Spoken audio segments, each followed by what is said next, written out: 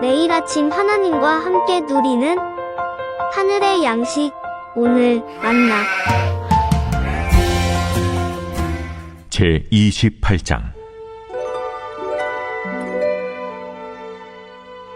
그 해 곧 유다 왕 시드기야가 다스리기 시작한 지 4년 다섯째 달, 기브온 아술의 아들 선지자 하나냐가 여호와의 성전에서 제사장들과 모든 백성이 보는 앞에서 내게 말하여 이르되, 만군의 여호와 이스라엘의 하나님이 이같이 일러 말씀하시기를, 내가 바벨론의 왕의 멍에를 꺾었느니라. 내가 바벨론의 왕 느부갓네살이 이곳에서 빼앗아 바벨론으로 옮겨간 여호와의 성전 모든 기구를 2년 안에 다시 이곳으로 되돌려오리라.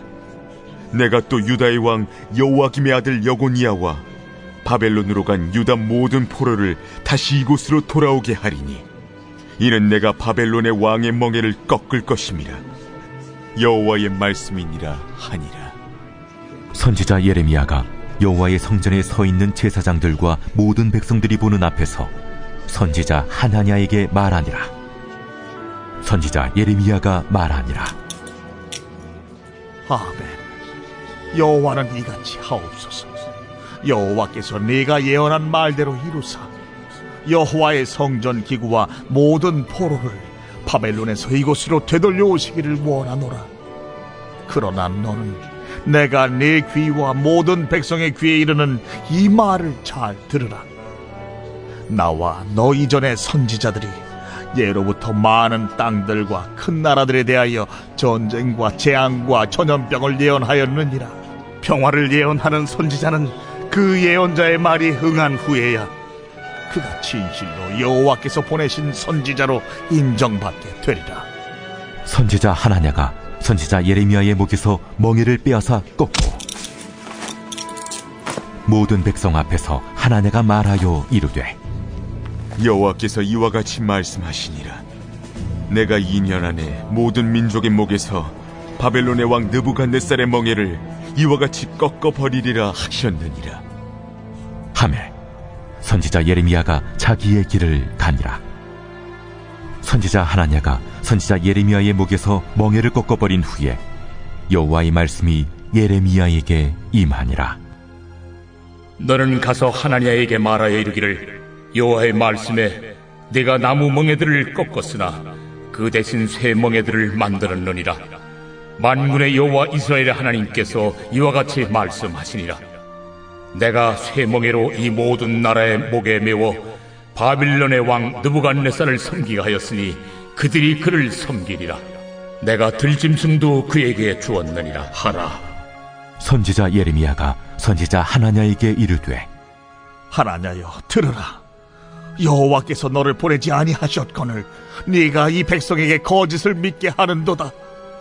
그러므로 여호와께서 이와 같이 말씀하시되, 내가 너를 지면에서 제하리니 네가 여호와께 패역한 말을 하였음이라.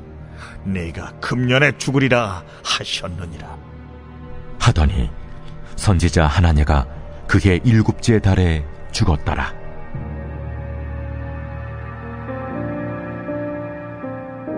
어제 말씀을 통해서 거짓 예언자들이 시드기야와 유다 백성들을 혼란스럽게 만드는 내용을 살펴보았습니다. 오늘 본문은 구체적으로 그런 거짓 예언자가 누구인지 말하고 있죠. 특별히 오늘 말씀에 하나냐라는 선지자가 등장합니다. 하나냐가 백성들에게 전하는 말씀은 이것입니다. 2절과 3절에 보면 이렇게 이야기합니다. 만군의 여호와 이스라엘의 하나님이 이같이 일러 말씀하시기를, 내가 바벨론의 왕의 멍에를 꺾었느니라. 내가 바벨론의 왕 느부갓네살이 이곳에서 빼앗아 바벨론으로 옮겨간 여호와의 성전 모든 기구를 2년 안에 다시 이곳으로 되돌려 오리라. 하나냐는 하나님의 이름을 구체적으로 사용하면서 예언하고 있죠. 하나님의 말씀이라고 인용하면서 하나님이 바벨론의 왕의 멍에를 꺾으시고 2년 안에 다시 회복시켜 주시겠다라는 매우 구체적이고 달콤한 말입니다.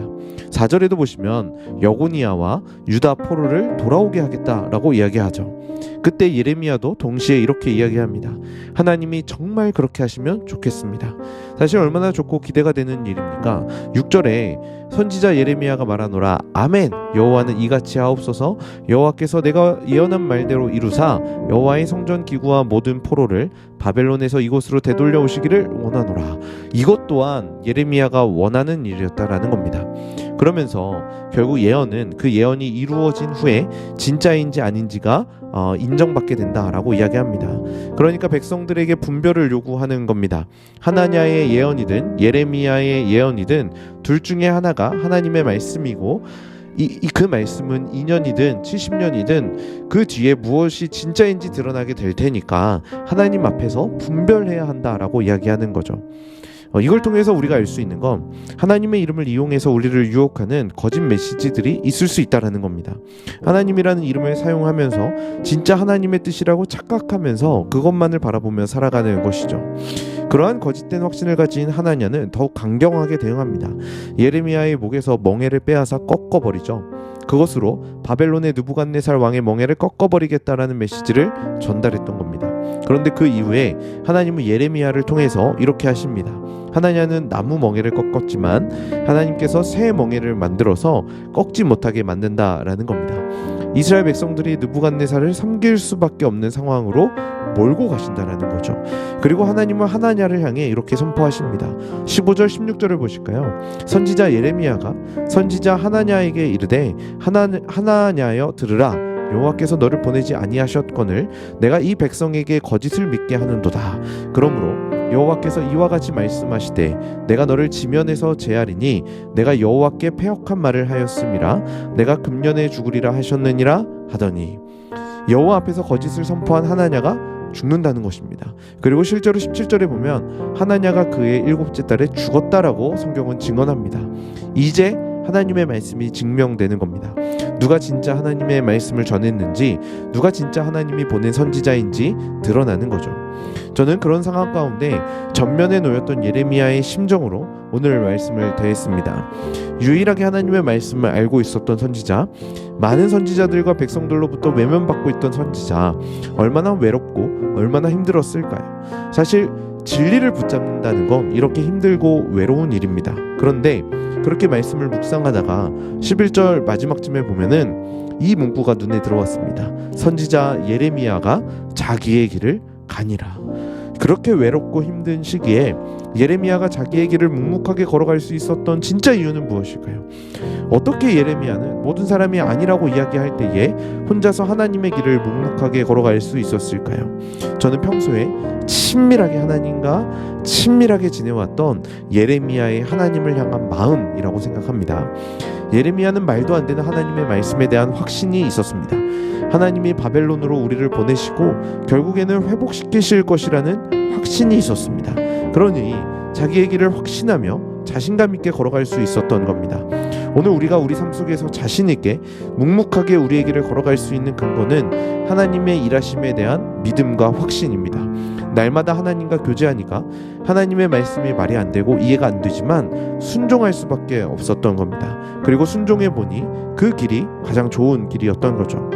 오늘 하나님과 친밀하게 교제하는 우리 성도님들이 삶 속에서 묵묵하게 자기의 길을 걸어가시길 주님의 이름으로 축복합니다.